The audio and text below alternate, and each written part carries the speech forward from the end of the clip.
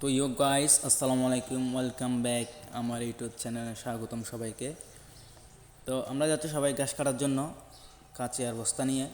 তো আমার সঙ্গীরা আছে পেছনে, যে এটা হচ্ছে মন্টু আর একটা হচ্ছে নাজিম। তো নাজিম সবসময় লজ্জা পাই। তো গ্যাস, এখন আসে গেলাম আবার ঘাস টাস কাটার পরে চলে আসলাম গরু এখানে। গরু গোসল করানো হচ্ছে। তো আপনারা সর্বপ্রথম খেয়াল রাখবেন গরুর ফ্লোরটা ভালো করে দিবেন, যাতে এখানে স্লিপটা না থাকে। মানে অনেক সময় দেখা যায় স্লিপ করে, তো স্লিপ করলে গরু কী হয়, গরু আসারে পড়ে যায়। তো ওই জন্য কী করবেন আপনারা, তো ভালো করে পোলোটা ধুতে হবে। ঝাড়ু বা ব্রাশ দিয়ে যে কোনো কিছু দিয়ে ভালো করে ধুবেন। ধোয়ার পরে দেখবেন, আর এখন যে গরম পড়তেছে আপনার এখানে পাখাটা অবশ্যই লাগবে। পাখা ছাড়া গরু রাখা অসম্ভব ভাই, যে গরম পড়তেছে। তো আপনারা সবসময় খেয়াল রাখবেন।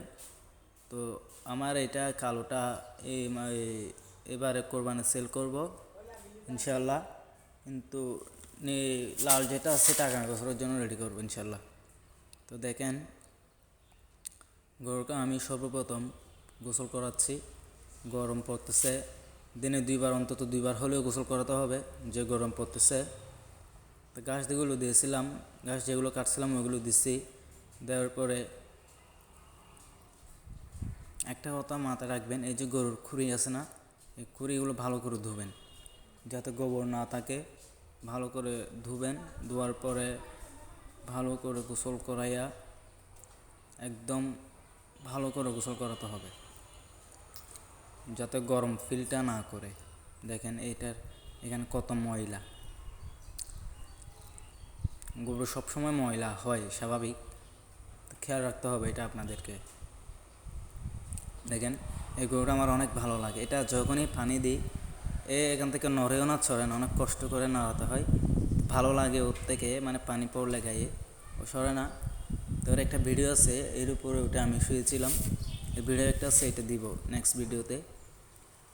তো দেখেন, আপনারা ভালো করে গোসল করাতে হবে। প্রথমত বলতেছিলাম, এখন যে হিসাবে গরম পড়তেছে, কোরবানির সময়ও প্রায় চলে আসছে। নিয়মিত খাবার দিতে হবে, খাদ্য, ভুসি, মিক্সার, এগুলো সব কিছুই দিতে হবে। দিলে মনে করেন আপনার গরু তাড়াতাড়ি স্বাস্থ্যটা ফিরে পাবে। তো আমার একটু সমস্যা হয়েছে বলতে, আমার গলাটার একটু সমস্যা। তো গায়ে জ্বর ছিল, ওই জন্য মানে কথা বলতে আমার এরকম একটা অবস্থা হচ্ছে। সর্বপ্রথম খেয়াল রাখবেন, গরম মাথাটা ভালো করে ধুয়ে দিতে হবে, যাতে গরম ফিলটা না করে। গরম আনাজে ফিল করে, গরমের জন্য খাবার খাইতে চায় না, বসে খাইতে চায় না, এরকম অশান্তি বোধ করে। দেখেন, ভালো করে কিন্তু গোসল করাই দিতে হবে। একটা কথা খেয়াল রাখবেন, নিচে যে ফুলো, এটা আমি আবারও বলতেছি, এটা ভালো করে ধুবেন, যাতে গরু স্লিপ না করে। স্লিপ করলে অনেক সময় দেখা যায় পা মুচকে যায়, পায়ে ব্যথা পাই। এটা নিয়ে অনেক কিছু, অনেক খামারে ভাই কষ্ট পাই। ভালো করে ধুইলে দেখবেন। এটা হচ্ছে আমার লাল মানিক, আমার অনেক পছন্দের গরু। তো এই যে এত দুষ্টু, এর ভিডিও আমার ইউটিউব চ্যানেলে দেওয়া আছে, দেখতে পারেন। মানে আমি ছাড়া অন্য কেউ গেলে এদেরকে দৌড়ানি দেয়, যে এরকম দৌড়ানি না, মানে আমি ছাড়া আর কেউ যাইতেই পারবে না পাশে। এই যে আমার লালু, আমি ছাড়া কেউ যাইলে মারে। তো এখানে আমার আঙ্কেল আছে, আঙ্কেলও তো ভালো মতো যাইতে পারে না, আঙ্কেলকেও মারে। তো গোসল করানোর পরে আবার খাবার দিলাম, ভালো করে পুলোটা ধুলাম। দেখেন আপনারা, এই যে দুষ্টু লাল মানিকটা, সামনে আরও নিতে হবে গরু। দেখি, মনে হয় 5-6 দিন পরে আরও 3-4টা আনবে মনে হয় আঙ্কেল। তো এগুলো দেখতে হবে। এই যে ঘাসগুলো দেখা যাচ্ছে কিনা জানি না।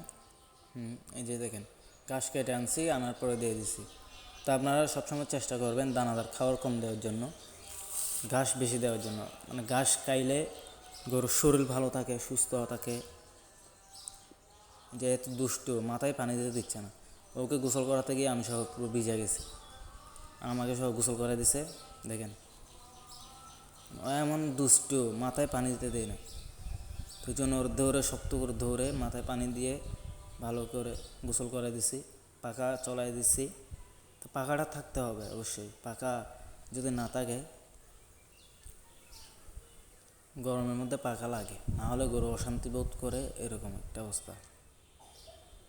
তো এরপর আমি আবার ফ্লোরটা ভালো করে দিয়ে দিচ্ছি গোসল করানোর পরে, যাতে স্লিপ না হয়। স্লিপ হলে গরু পড়ে যাওয়ার সম্ভাবনা বেশি, ওই জন্য স্লিপ না করার মতো ভালো করে দিয়ে দিচ্ছি। তো ধোয়ার পরে দেখেন এখানে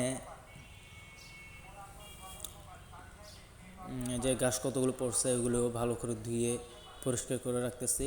তো আশা করি হ্যাঁ নেক্সট টাইম এদের ভিডিও দেওয়ার ট্রাই করব।